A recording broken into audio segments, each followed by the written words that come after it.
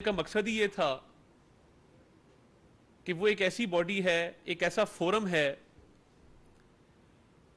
کہ جو ججز کی بدعنوانی، کرپشن اور کسی بھی قسم کی ان کی جو غیر قانونی اقدامات ہیں ان کو دیکھنے کے لیے، اس پہ کارروائی کرنے کے لیے ایک باقاعدہ آئین کے آرٹیکل 209 کے تحت وہ فورم بنایا گیا ہے۔ مگر جو اس وقت اعلیٰ عدلیہ میں موجود چند لوگ ہیں، انہوں نے اس آرٹیکل 209 کو بالکل ہی ریڈنڈنٹ کر دیا ہے۔ کسی جج کے خلاف کوئی بدعنوانی کا کیس ہو، کوئی کرپشن کا کیس ہو، کوئی اختیارات کے ناجائز استعمال کا کیس ہو، وہ سماعت کے لیے مقرر ہی نہیں ہوتا، نہ اس پہ کسی قسم کی کوئی کارروائی کی جاتی ہے۔ تو یہ آرٹیکل 209 تو بالکل اس طرح ہے کہ یہ استعمال میں لایا نہیں جا سکتا موجودہ عدلیہ کے چند مخصوص ججز کے ہوتے ہوئے۔ میں نے آج آپ کو زحمت اس لیے دی کہ کل میڈیا پہ ایک خبر دیکھی کہ اسلام آباد ہائی کورٹ کے سینئر جج جسٹس محسن اختر کیانی کے خلاف ایک وکیل صاحب نے سپریم جوڈیشل کونسل میں ریفرنس دائر کیا ہے۔ بطور قانون کے ایک طالب علم کے میں نے ضروری سمجھا کہ اس ریفرنس کو دیکھا جائے کہ اس ریفرنس میں کیا کیا درج ہے۔ آپ حیران ہوں گے کہ اسلام آباد ہائی کورٹ میں بیٹھے ہوئے جتنی کرپشن موصوف کے ذمے ہے، میرے وہم و گمان میں بھی نہیں تھا۔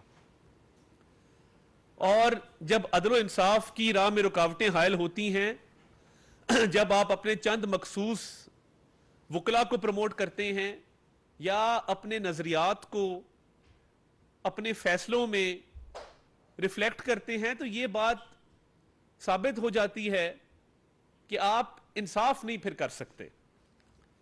اس میں سب سے پہلی چیز جو میں نے دیکھی وہ بنی گالا میں لیک ویو ہاؤسنگ سوسائٹی ہے، جس میں جسٹس محسن اختر کیانی خود ایک شیئر ہولڈر ہیں، اور یہ ان کی فیملی کی ہاؤسنگ سوسائٹی ہے، جس میں ان کے ایک کزن جو پورا اسلام آباد جانتا ہے، وہ لینڈ گریبنگ کے لیے مشہور ہیں،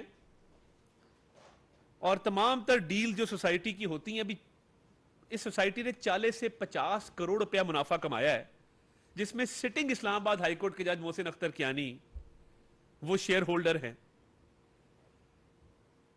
اب جب ان کی فیملی اسلام آباد میں سی ڈی اے کو پریشرائز کرتی ہے اور ڈسٹرکٹ ایڈمنسٹریشن کو پریشرائز کرتی ہے، کسی افسر میں یہ دم نہیں ہوتا کہ وہ ایک سٹنگ اسلام آباد ہائی کورٹ کے جج کے خلاف کھڑا ہو یا اس کو قانون سکھائے کہ سر یہ آپ کی سوسائٹی ہے، یہ ریگولرائز نہیں ہو سکتی، یا یہ آپ کی سوسائٹی ہے، اس کے ذمہ یہ ٹیکسز ہیں۔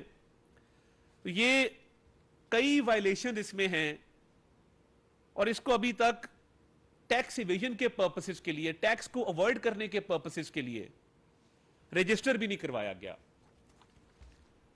اور جو نیکسس ہے وہاں پہ، کیونکہ محسن اختر کیانی صاحب خود بھی تاجی کھوکھر صاحب کے بھی وکیل رہے ہیں، پنڈی میں باقی بھی جو بڑے بڑے لینڈ مافیاز ہیں ان کے ساتھ ان کا نیکسس رہا ہے، اور یہ لینڈ ریکارڈ ہمارے سامنے ہے سارا، کہ یہ 85 کنال 8 مرلہ زمین این او سی کے بغیر بیچی گئی ہے۔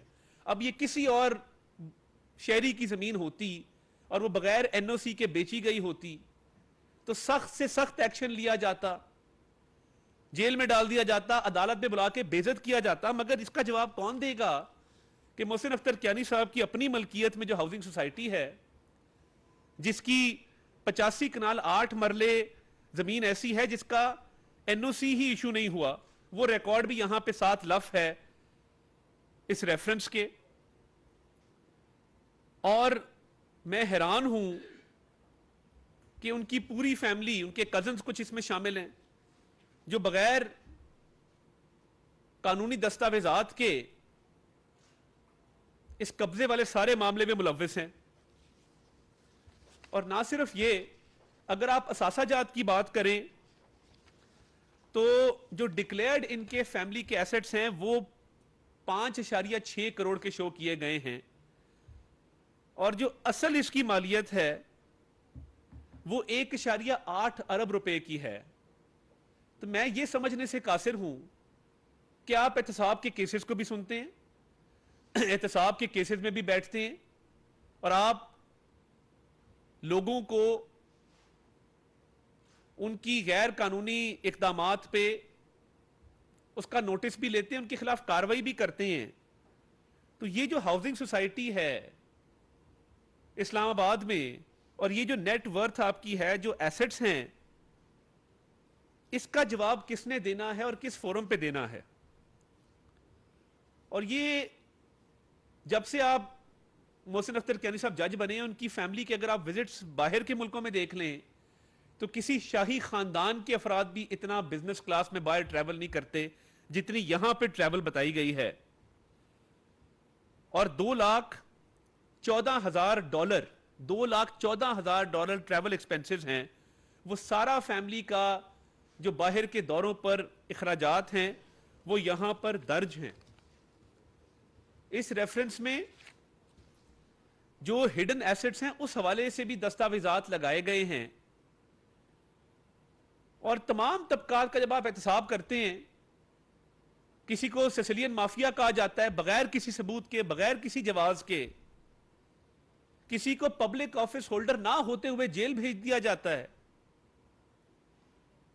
کسی کی بیل کی اپیل 2 سال نہیں لگتی.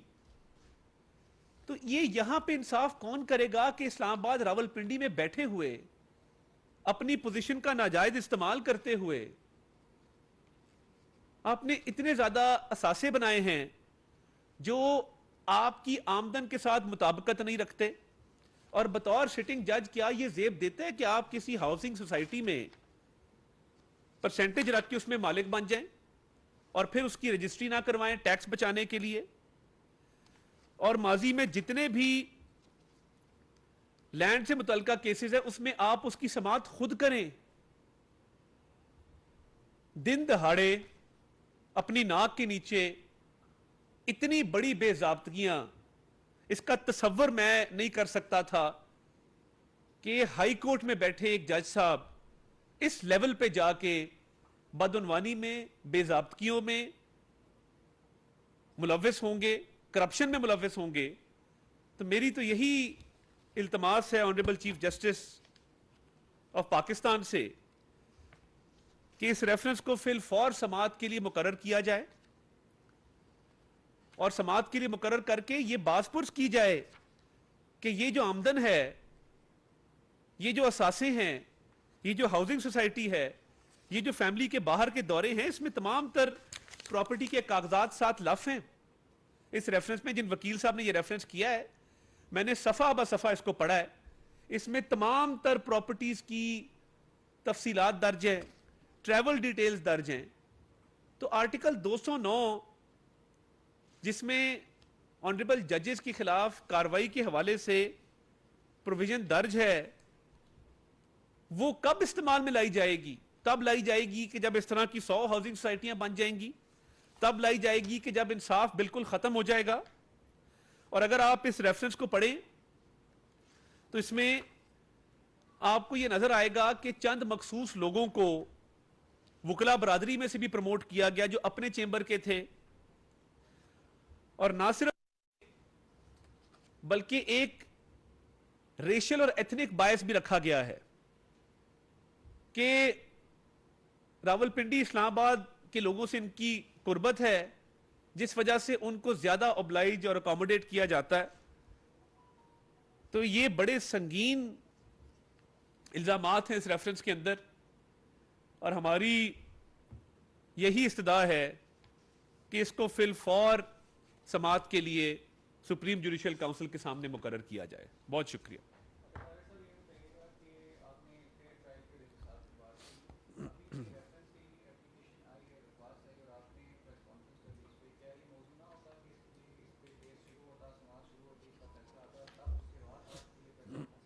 ہم 25 سال بعد اللہ تعالیٰ آپ کو اور مجھے زندگی دے، ہم ادھر ہی بیٹھے ہوں گے اور یہ ریفرنس اسی طرح پڑا ہوگا نہ اس نے سماعت کے لیے مقرر ہونا ہے، کیونکہ طریقہ کار ہی کوئی نہیں ہے نا. یعنی سپریم جوڈیشل کونسل میں سماعت کے لیے مقرر کیے جانے کا کوئی طریقہ کار درج نہیں ہے. درخواست آ گئی، چیف جسٹس کی ثواب دید ہے کہ وہ اس کو سپریم جوڈیشل کونسل میں کب فکس کرتے ہیں. مجھے بتائیے کہ کیا فیٹ ہوا مظاہر علی اکبر نقوی صاحب کے ریفرنس کا. تھک گئے ہم بات کر کر کے، وہ ریٹائر ہو کے گھر بھی چلے جائیں گے، وہ ریفرنس سماعت کے لیے مقرر نہیں ہوگا. اور میرے شہر لاہور میں جو زمین انہوں نے لی ہے وہ سب کے سامنے ہے. ان کے دونوں صاحبزادے لاہور میں کیا کرتے ہیں سب کے سامنے، کسی سے ڈھکا چھپا نہیں ہے.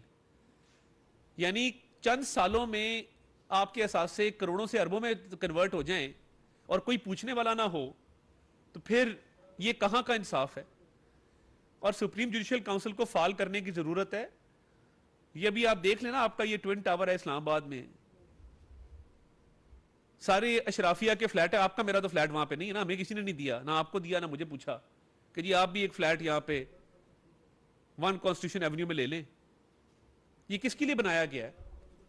کیا یہ زمین یہ کسی اور وقت آج کا یہ موضوع نہیں ہے، مگر مجھے یہ بتائے نا، یہ گرینڈ ہایت ہوٹل کے لیے زمین نہیں مختص کی گئی تھی؟ اور اب کس چیز کے لیے استعمال کی جا رہی ہے؟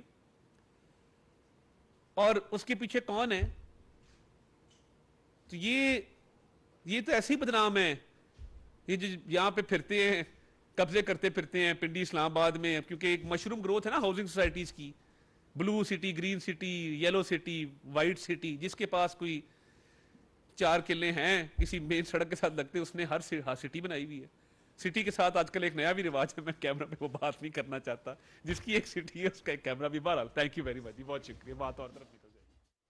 آگے بڑھنے کے لیے ملک میں احتساب کا عمل ضروری ہے. سپریم جوڈیشل کونسل کی تشکیل کا مقصد ججز کے غیر قانونی اقدامات پر ان کا محاسبہ ہے. جو YouTube پر گوگلی نیوز دیکھنے کے لیے youtube.com کی سرچ بار میں googly news T V type کریں. گوگلی نیوز کے پیج پر سرخ رنگ کے سبسکرپشن والے بٹن پر کلک کرنا نہ بھولیے. YouTube پیج پر اپلوڈ ہونے والی ویڈیوز سے باخبر رہنے کے لیے بیل آئیکن پر کلک کیجیے. آپ کو ہر نئی ویڈیو کے بارے میں نوٹیفیکیشن موصول ہو جائے گا.